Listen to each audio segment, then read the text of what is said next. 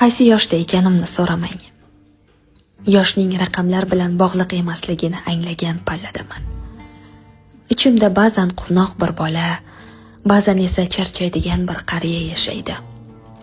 Shovqinga toqatim qolmagan, olomondan uzoqlashgan, atrofimdagi keraksiz odamlarni saralab oladigan yoshdaman.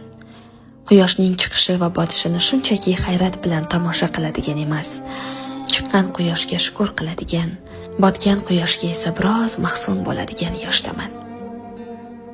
Har jilmayish samimiyat emasligini, har va'da amal bilan tugamasligini tushungan yoshdaman.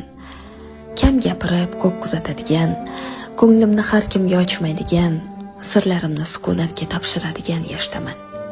Eng muhimi esa, endi hammani o'zim kabi o'ylamaydigan yoshdaman.